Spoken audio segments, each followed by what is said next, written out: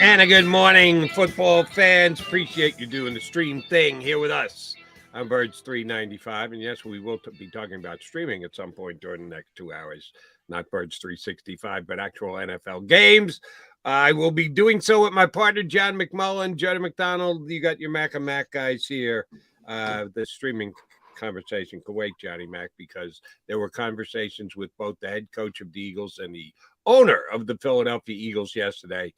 Do you want to talk about them in the order in which they happen? They shortly after they wrap up Birds 365 coaches breakfast conversation, or the later in the evening Philadelphia Eagles Jeffrey Lurie addressing the media? I thought we were going to talk about Kelly Green and number 0 Kelly Green jersey. That's the big news. That's the big news. That would be part of the Lurie conversation. So if you want to start there, I'm perfectly fine with that. I'm joking. Please don't start there. If we have to do a segment on Kelly Green, I might hang myself, but on live streaming.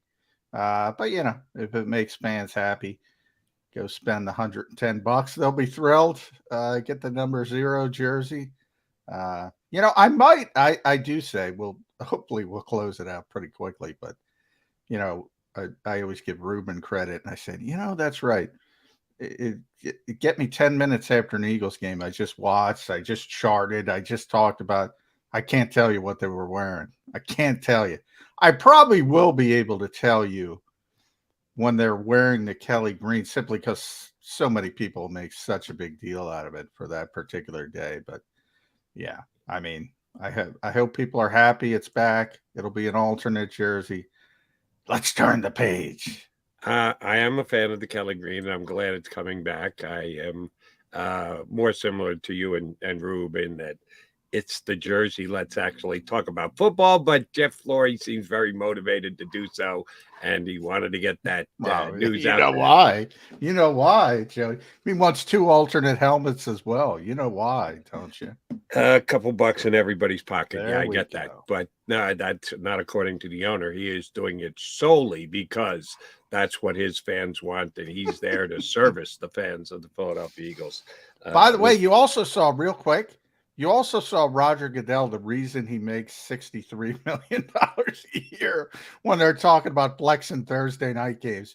And he had to go out there with a straight face and say, well, we're just doing it for the fans. Yeah. That is just a stone cold bigger lie than Jeff Lurie. I'm doing it purely out of the goodness of my heart for Philadelphia. That was beautiful. That was if you could put why he makes so much money, if you could boil it down into 2 20-second clip, that would be it. That would be it. To try to frame that narrative as anything more than a blatant money grab, as every player in the league tweets at the same time, this is a disaster. Please don't do it. Starting with Patrick Mahomes. And by the way, in case you don't know, they were proposing it. They didn't have enough votes to get it done. And when I say get it done, we're talking about having the ability to switch the games, flex in and out of games. I read last week that the proposal was just for the last quarter of the season, but that's upwards of 5 weeks. So that's putting 5 teams at 10 teams at a disadvantage. You got 2 teams each game, and all the fans of those teams for those 5 weeks. Instead, it seems like they came out with a compromise position, whereas the way they've done it since it went to Amazon, the most any team would be asked to play is 1 game each on a Thursday night schedule. So they would cherry pick the games and put them in ahead of time so that each team was represented once. This year, you could be asked to play 2 Thursday night games. That's probably something that the bad teams don't have to sweat. No, the teams that may be asked to play two Thursday night Cowboys and Eagles, baby. The Philadelphia Eagles, exactly right, is one of the best teams in football. If they're doing it to increase the quality of the games on Thursday night, because Amazon is writing as big a check as they are, oh yeah, there's a distinct possibility that the Eagles are going to be asked to play 2 Thursday night. Eagles. Maybe if Rodgers gets traded to the Jets, my Jets could be in that 2 Thursday night mix as well. The Kansas City Chiefs. We know who the teams are, who are the best teams on paper going into next season. Yeah, there's a bunch. By the way, to date, and there could be. It's not like I log these things, but I think I've heard one player say he doesn't mind Thursday night games, and that's a Philadelphia Eagle, and that's Jason Kelsey, who has mastered the ability to play without practicing. He's mastered the ability to play at an all-pro level without practicing. I say that facetiously. He does a tremendous job when it comes to walkthroughs and all that kind of stuff, and he works very hard. I don't want to say that. He walks through as hard as anyone out there. You can. I got to tell you that, Johnny Mac. He does. Most players couldn't do that. That's the point. Most players can't not practice and play at the level of Jason Kelsey. I've never heard a player say, "Yeah, I love playing on Thursday night." Never heard it except for Jason. Which, all right, now I'll tick off all the players. It does balance out, right? I get it that the short week is more difficult than the benefit of a long week where you basically get a week and a half off the beginning to prepare. But no one ever talks about, off the Thursday night game, you got a mini. I've heard it referred to as a mini bye.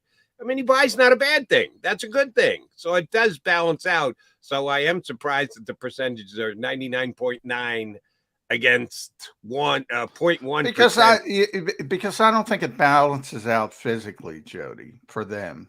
At least that's what football's not a game designed to be played, let's be honest, not even once a week. But it's certainly not, hey, go play on Sunday, then go play on Thursday. Those guys need that time to rehabilitate their body, especially veteran players. It's a little bit easier for younger players, but guys are banged up. And it doesn't correlate like the extra time. In fact, I'll use Jason again when he's talking about the bye week and the playoffs. He's like, this time of year, you're not. It's not an improvement from health wise. If you're banged up, you're banged up. You're not going to be that much better.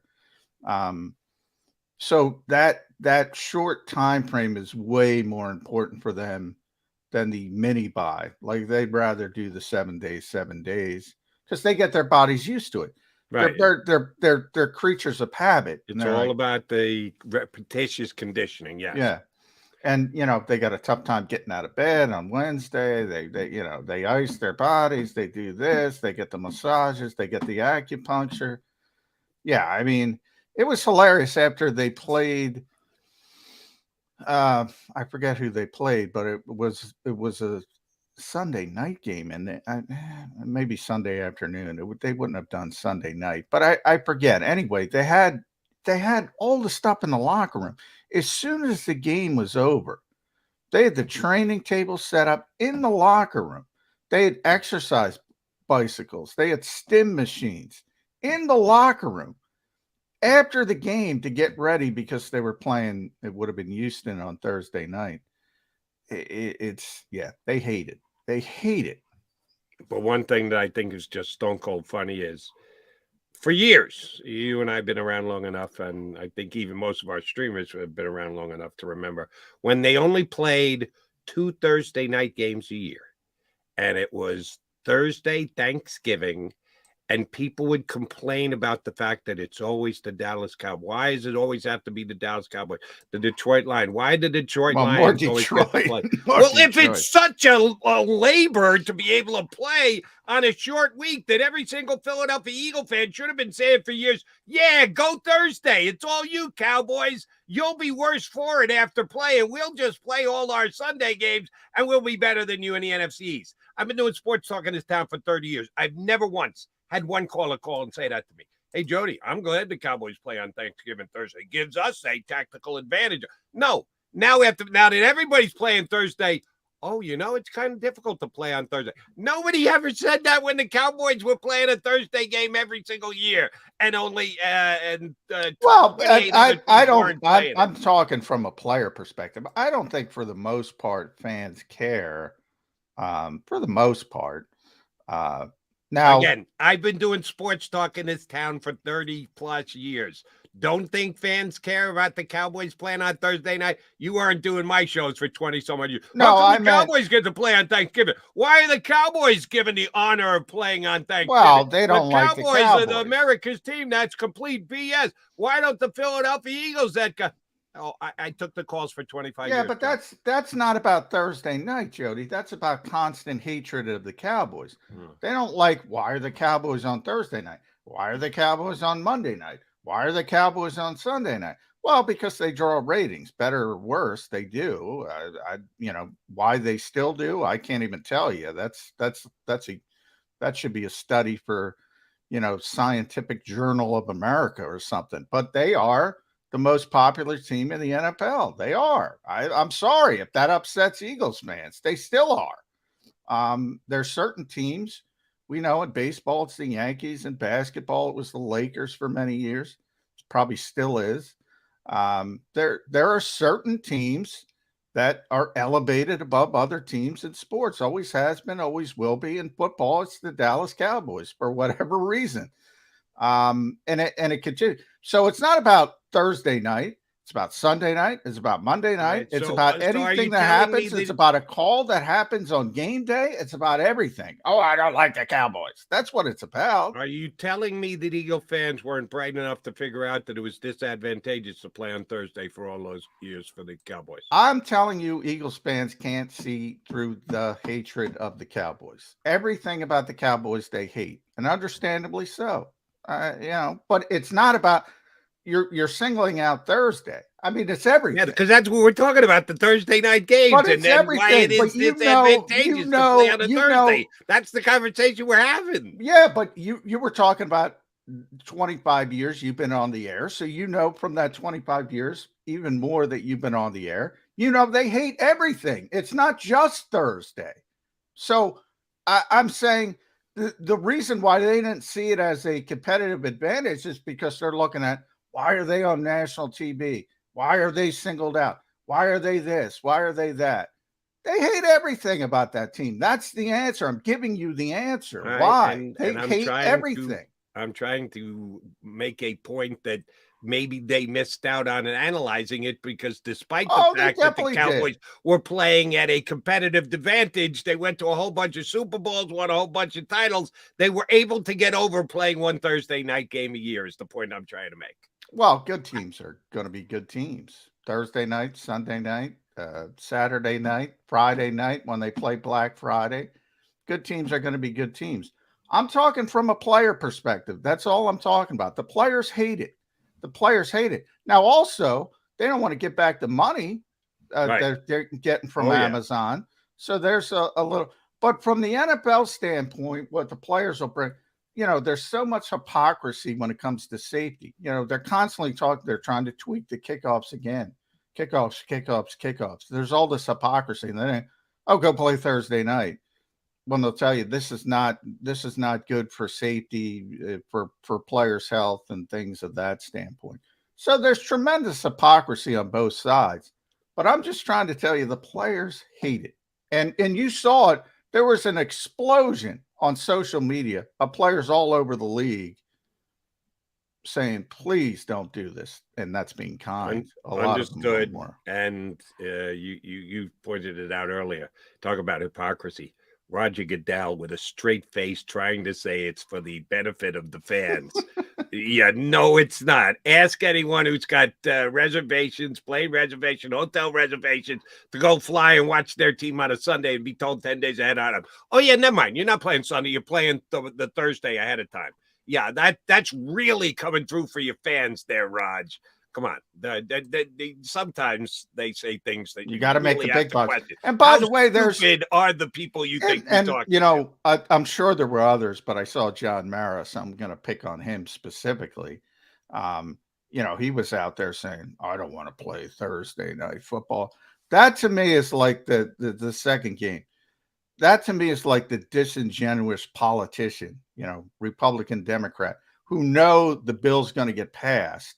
So their vote doesn't matter, and they go out and they go on the podium and say, "Oh, I agree with you. This is atrocious." But deep down, they know eventually it's going to pass. I'm going to get my money, so I can have my cake and eat it too.